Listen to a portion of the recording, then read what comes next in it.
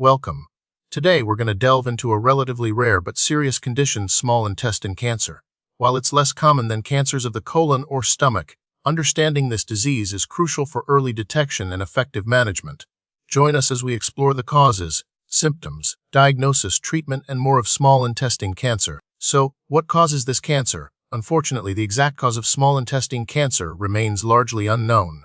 However, several factors are believed to increase the risk. These include genetic predispositions, such as familial adenomatous polyposis (FAP) and Lynch syndrome, also known as hereditary nonpolyposis colorectal cancer (NPCC). Inflammatory bowel diseases like Crohn's disease are also linked to a higher risk, as are certain dietary factors, including a high intake of red meat, salt-cured and smoked foods. Some studies suggest that exposure to certain chemicals and environmental toxins might play a role, but more research is needed to confirm these links. In some cases, pre-existing benign tumors or polyps in the small intestine can also transform into cancerous growths over time. Let's talk about how this disease actually develops. The small intestine is responsible for absorbing nutrients from the food we eat. When cancer develops, it begins with abnormal cell growth in the lining of the small intestine. These cells can then multiply uncontrollably and form a tumor. As the tumor grows, it can invade the deeper layers of the intestinal wall and eventually spread to nearby lymph nodes or other organs, such as the liver or lungs. This process, known as metastasis, makes the cancer more difficult to treat. The tumor can also cause blockages in the small intestine, preventing the passage of food and leading to various symptoms. The specific way the cancer disrupts normal function depends on the type of cancer cell involved and the location of the tumor within the small intestine. Small intestine cancer is considered a rare malignancy, accounting for less than 5% of all gastrointestinal cancers. The incidence rate varies geographically, with some regions showing slightly higher rates than others. It is more commonly diagnosed in older adults, typically between the ages of 60 and 80. While it can affect individuals of any race or ethnicity, some studies suggest that certain racial groups may have a slightly higher risk. It's important to remember that, while rare, awareness is key to early detection. The symptoms of small intestine cancer can be vague and easily mistaken for other, more common conditions, which can often lead to delayed diagnosis. Common symptoms include abdominal pain, often described as cramping or a dull ache. Unexplained weight loss is another red flag. Nausea and vomiting can also occur, especially if the tumor is blocking the small intestine. Some individuals may experience weakness and fatigue due to anemia, which can result from chronic bleeding in the intestine. Blood in the stool, or stools that appear dark and tarry, should always be investigated. In some cases, a palpable mass in the abdomen might be felt. If you experience any of these symptoms, especially if they persist or worsen, it's crucial to seek medical attention promptly. Diagnosing small intestine cancer can be challenging due to its location and the non-specific nature of its symptoms. The diagnostic process often begins with a thorough medical history and physical examination. Imaging techniques such as a CT scan or MRI can help visualize the small intestine and identify any tumors or abnormalities.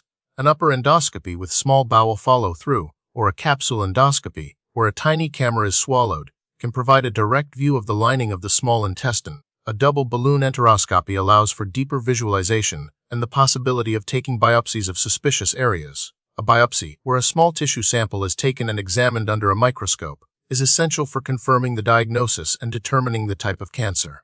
In some cases, a laparoscopy, a minimally invasive surgical procedure, may be needed to obtain a biopsy or assess the extent of the disease. There are several types of small intestine cancer, each with its own characteristics and treatment approaches. Adenocarcinomas are the most common type, arising from the glandular cells that line the small intestine. Carcinoid tumors, also known as neuroendocrine tumors, develop from specialized hormone-producing cells. Sarcomas are rare cancers that originate in the connective tissues of the small intestine. Lymphomas are cancers of the lymphatic system that can sometimes involve the small intestine. Gastrointestinal stromal tumors, or GSTs, are another type of sarcoma that can occur in the small intestine. The specific type of cancer is a key factor in determining the best course of treatment. Treatment for small intestine cancer depends on several factors, including the type and stage of the cancer, the patient's overall health, and individual preferences. Surgery is often the primary treatment option, aiming to remove the tumor and any affected lymph nodes. Chemotherapy, using drugs to kill cancer cells, may be used before or after surgery to shrink the tumor or prevent recurrence. Radiation therapy, using high-energy rays to target cancer cells, can also be used, either alone or in combination with chemotherapy. Targeted therapies, which target specific molecules involved in cancer growth, may be an option for certain types of small intestine cancer. For carcinoid tumors, somatostatin analogs can help control symptoms and slow tumor growth. Treatment decisions are typically made by a multidisciplinary team of specialists, including surgeons, oncologists, and radiation oncologists. Unfortunately, there are no specific preventative measures that can guarantee protection from small intestine cancer. However, adopting a healthy lifestyle can help reduce the overall risk. This includes maintaining a healthy weight, eating a balanced diet rich in fruits, vegetables, and whole grains, and limiting the consumption of red meat and processed foods. Avoiding smoking and excessive alcohol consumption is also important. For individuals with a family history of genetic syndromes like FAPE or Lynch syndrome, genetic counseling and regular screening may be recommended. If you have inflammatory bowel disease like Crohn's, careful management of the condition is crucial. The prognosis for small intestine cancer varies widely depending on the stage of the cancer at diagnosis, the type of cancer, the patient's overall health, and the effectiveness of treatment.